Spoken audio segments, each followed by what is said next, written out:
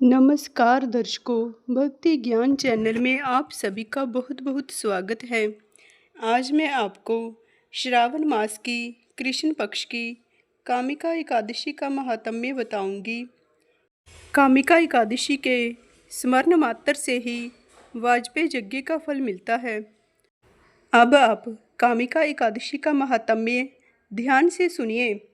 युधिष्ठिर ने पूछा, गोविंद वासुदेव, आपको नमस्कार है। श्रावण के कृष्ण पक्ष में कौन सी एकादशी होती है, उसका वर्णन कीजिए।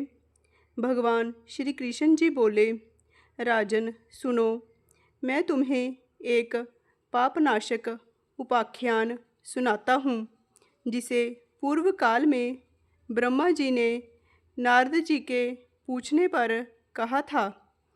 नारद जी ने प्रश्न किया, भगवन कमलासन, मैं आपसे यह सुनना चाहता हूँ कि श्रावण के कृष्ण पक्ष में जो एकादशी होती है उसका क्या नाम है, उसके कौन से देवता हैं तथा उससे कौन सा पुण्य प्राप्त होता है। प्रभो, यह सब बताइए।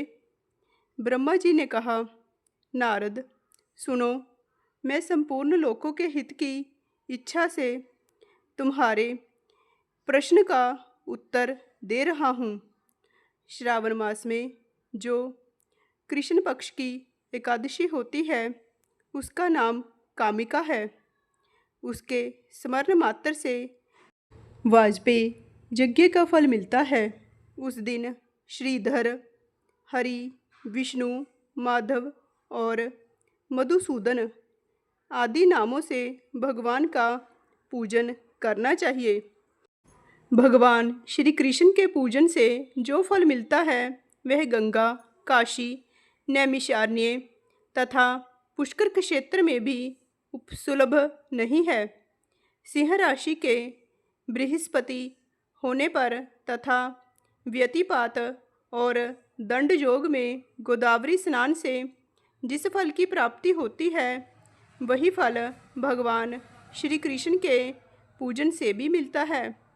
जो समुद्र और वन सहित समूची पृथ्वी का दान करता है तथा जो कामिका एकादशी का व्रत करता है वे दोनों समान फल के भागी माने गए हैं।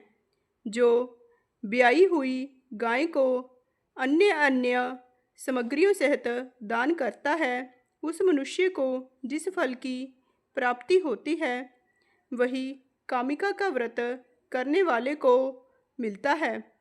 जो नरश्रेष्ठ श्रावण मास में भगवान श्रीधर का पूजन करता है उसके द्वारा गंधर्वों और नागों सहित संपूर्ण देवताओं की पूजा हो जाती है। अतः पाप भीरु मनुष्यों को यथाशक्ति पूरा प्रयत्न करके कामिका के दिन श्री हरि का पूजन करना चाहिए। जो पाप रूपी पंख से भरे हुए संसार समुद्र में डूब रहे हैं उनका कल्याण करने के लिए कामिका का व्रत सबसे उत्तम है। अध्यात्म विद्यापरायण पुरुषों को जिस फल की प्राप्ति होती है उससे बहुत अधिक फल कामिका व्रत का सेवन करने वालों को मिलता है। कामिका का व्रत करने वाला मनुष्य रात्रि में जागरण करके ना तो कभी भयंकर यमराज का दर्शन करता है और ना ही कभी दुर्गति में पड़ता है।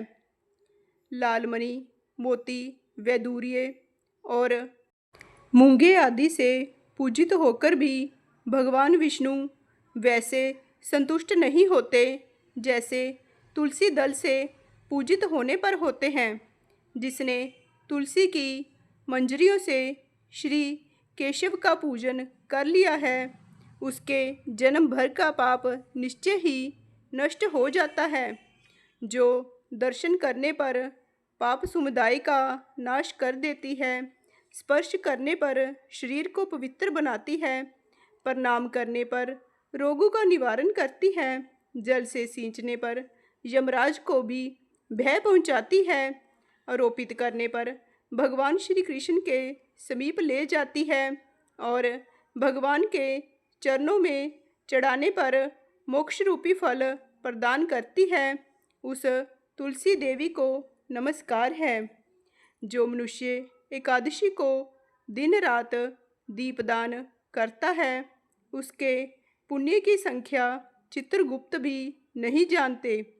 एकादशी के दिन भगवान श्री कृष्ण के सम्मुख जिसका दीपक जलता है, उसके पितर स्वर्गलोक में स्थित होकर अमृतपान से तृप्त होते हैं।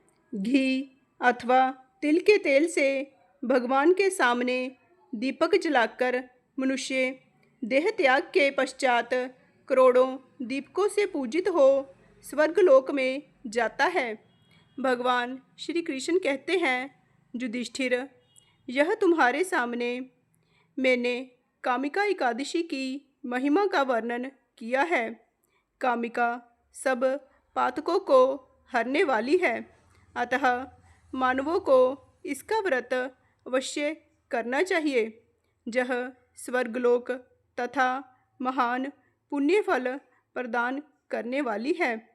जो मनुष्य श्रद्धा के साथ इसका महात्म्य श्रवण करता है, वह सब पापों से मुक्त हो श्री विष्णु लोक में जाता है। बोलिए श्री कृष्ण भगवान की जय। लक्ष्मी नारायण भगवान की जय। जय श्री कृष्ण।